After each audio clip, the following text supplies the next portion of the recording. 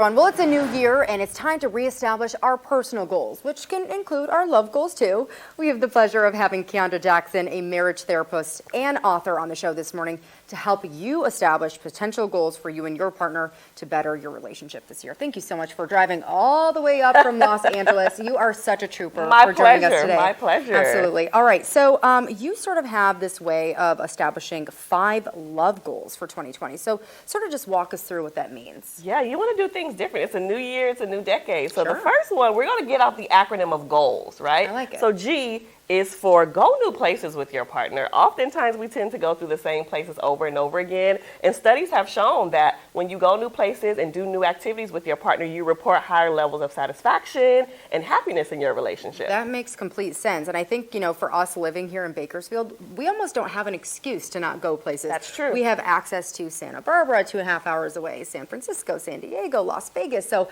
we are so central to basically, in my opinion, some of the best U.S. cities. So we have a great opportunity considering our geographical location for folks to go and do that. Absolutely. What Go else? somewhere new. That's right. The next one is to override the old patterns in your relationship with new ones, right? We talked about it being a new year, new decade. You want to do things differently. If you've done the same monotonous thing for the last few years or decades, you may want to switch it up a little bit. Absolutely. I was actually asking my mother and father when I went home what my mom would like to do different this year, and she said she'd like to do a dancing class. So they've never done that before. So just try to switch things up. I love it. Keep it makes spicy complete in a sense. relationship. Absolutely. And then what about your love language? You have some great advice about this. Yes, activate your love language and activate your partner's love language as well. And so oftentimes we tend to give our partner love the way that we think they need to be Sure. loved versus the way that they desire to be loved. So learn your partner's love language, learn your own, and learn to speak each other's in the moment. I actually did this a couple weeks ago, and I just took a free test that's available online. And I actually did not know prior to that what my love language was per se.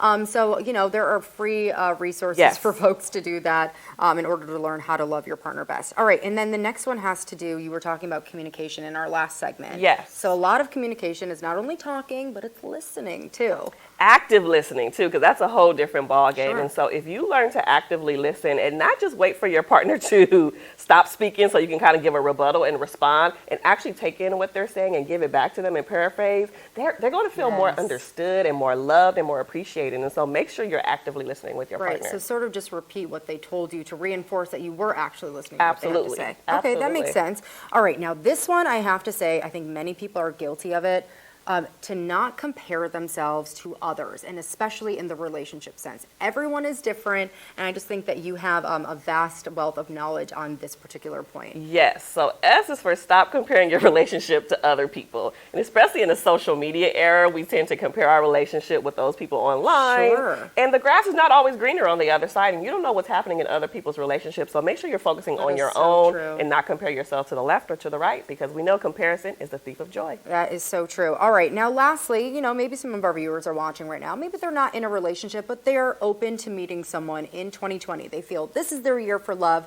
So what would you recommend to them to maybe set themselves up to have that love this year? Yeah, I think working on yourself, making sure that you're in a position to have your finances together, making sure you're giving out good vibes, getting yourself together, and that's always going to attract the right person, right? When you are your true, authentic, 100% self, you're going to attract that authentic partner as well. I love that attitude and that advice. All right, so if folks want to follow you, which I do on social media, you're a great follow, where can they go to? Maybe your Instagram account, a website? Yeah, so I'm also giving away my free mini course for those who would like to enhance their love skills. And so if you go to WeChooseToThrive.com, you'll get my free mini course on the 7 components every relationship should have to thrive. So check out WeChooseToThrive.com. All right, Keandra Jackson, it is such a pleasure having you on the Thank show. you for so much. having me again. Absolutely.